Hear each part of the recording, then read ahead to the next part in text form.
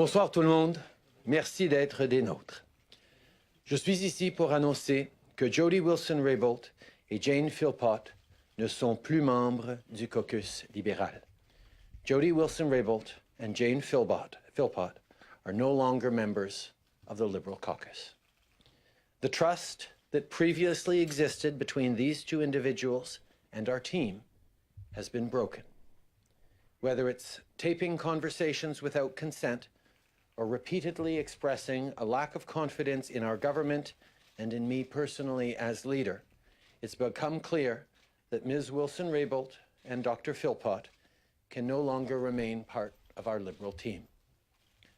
Au courant de la journée, les caucus régionaux se sont rencontrés pour discuter de la situation et des prochaines étapes à suivre. J'ai ensuite rencontré des présidents des différents caucus qui m'ont fait part de leurs discussions avant de m'entretenir avec le président du caucus national, le whip en chef du gouvernement et la whip adjointe. C'est suite à ces discussions, durant lesquelles on m'a fait part de la volonté du caucus, que j'ai pris la décision d'expulser Jody Wilson-Raybould et Jane Philpott de notre équipe. Earlier today, I met with caucus executive and leadership to hear the will of caucus. I met with Ms. Wilson-Raybould and Dr. Philpott to inform them of my decision. I just met with National Caucus, and now I'm addressing media and Canadians. I'd like to explain why I've made this decision and speak to the important work ahead of us. This has been a difficult few weeks for our government and for our Liberal team. On the issue surrounding SNC-Lavalin, we've seen allegations made and different versions of events detailed. Amid the confusing and the competing narratives, Canadians, rightly, have had questions. And we've wrestled with those questions too, because they touch on things like the role of government in protecting jobs and the integrity of our democratic institutions. We made a commitment to Canadians in 2015 to do things differently, to bring together a diverse group of people, and to demonstrate that public service, that commitment to community, that a desire to work hard to build a better future can be done differently than it used to be done. And we've done that. We have approached politics differently. We have approached team building differently. And in learning to do new things and doing them differently, we encounter difficult moments. Because doing new things, doing different things is hard, and we're not always going to be perfect. But that's what we've done. And we have throughout it stayed focused on our values and on Canadians. To ensure a public airing of what happened, I took the unprecedented step of waiving solicitor-client privilege and cabinet confidentiality for Ms. Wilson-Raybould so that she could speak freely to her concerns on this matter. The Justice Committee heard over 13 hours of testimony from 10 witnesses, including Ms. Wilson-Raybould. They received pages and pages of documents containing emails, texts, and transcripts of conversations. Tout ça a été rendu public parce que pour nous, la transparence, c'est important et parce qu'on voulait permettre aux Canadiens de juger par eux-mêmes les interactions dont il est question. Le commissaire à l'éthique, un agent indépendant du Parlement, mène actuellement une enquête dans ces allégations. Et finalement, j'ai nommé l'ancienne vice-première ministre et ancienne ministre de la Justice et procureure générale Anne McClellan pour conseillère spéciale. Je lui ai demandé d'examiner les questions qui ont été soulevées dans la foulée de cette affaire, incluant la relation entre le gouvernement fédéral et le ministre de la Justice et procureur général, et de me fournir des recommandations pour l'avenir. En tant que leader, j'ai toujours été d'avis que mon rôle consistait à rassembler les gens, surtout ceux et celles qui ont des talents, des opinions et des expériences de vie différentes. Je sais qu'on est plus fort unis que divisés. Parce que cette diversité d'opinions est ancrée dans des valeurs communes, des valeurs qui sont au cœur de qui nous sommes. When we were elected in 2015, we won because we stood together as a team, which was, to be frank, a change from past iterations of this party. The old Liberal Party was notorious for infighting. People on the same team used to identify themselves not as liberals, but as hyphenated liberals. My leadership was a commitment to change that. Civil wars within parties are incredibly damaging because they signal to Canadians that we care more about ourselves than we do about them. That's why I made the difficult decision to remove Ms. Wilson-Raybould and Dr. Philpott from the Liberal caucus. We've taken every effort to address their concerns.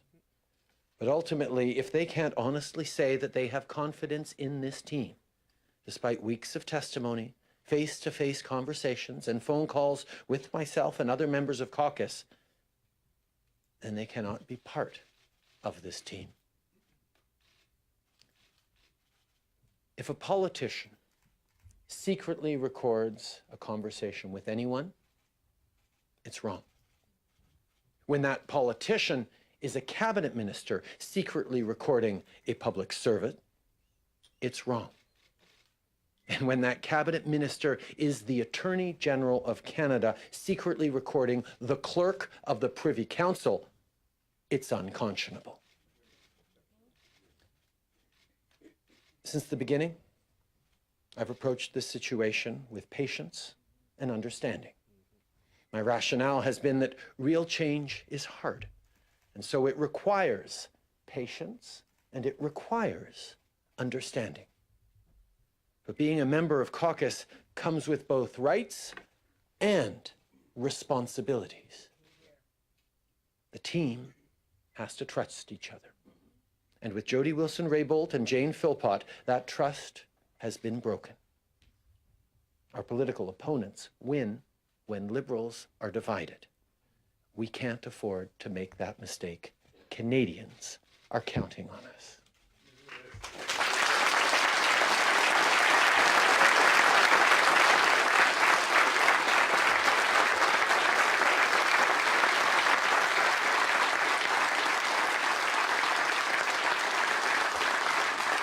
Évidemment, les dernières semaines ont été difficiles, mais je veux assurer tous les Canadiens qu'on n'a jamais perdu de vue ce qui compte vraiment pour eux. On rend le logement plus abordable pour ceux qui pensent acheter leur première maison. On donne aux travailleurs le temps et l'argent dont ils ont besoin pour retourner à l'école, obtenir une formation ou perfectionner leurs compétences. On met en place les bases d'un régime national d'assurance médicaments. Et après les attentats de Christchurch, on continue de dénoncer la haine sous toutes ses formes. On agit pour que tous les Canadiens se sentent en sécurité et soient ici, chez eux.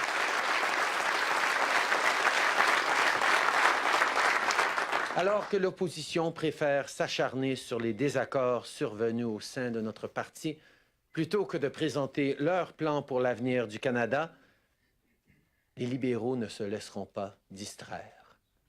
Je l'ai déjà dit, mais je vais devoir le répéter. Pendant que les conservateurs concentrent leurs énergies sur nous, on va continuer de se concentrer sur les Canadiens.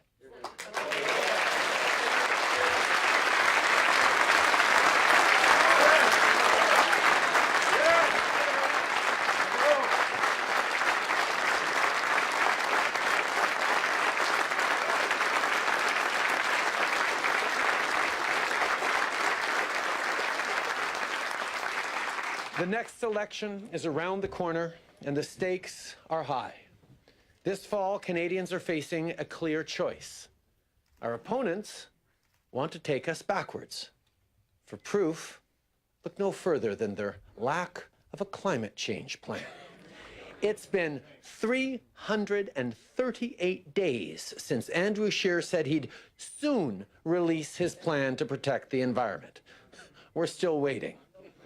The Conservatives think that photo ops at gas stations are all they need. They've seen that the first thing they'll do, if elected, is to make pollution free again. But what Canadians really want, like their parents and grandparents before them, is progress. Canadians want fairness and equality. They want to have their kids breathe clean air and have safe drinking water.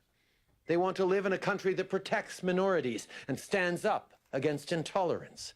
And they want to know that in a changing economy, their government will have their back and invest in their success.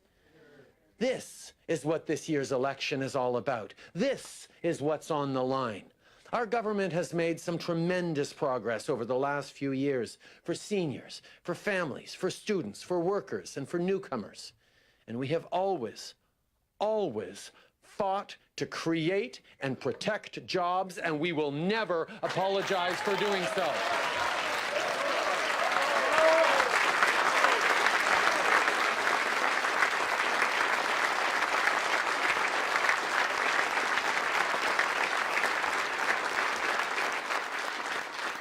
Liberals are ready to take on the challenge in front of us, and most importantly, we're ready to do that together, united, stronger than ever, and with a clear vision of what we will continue to deliver for all Canadians. Merci beaucoup, mes amis.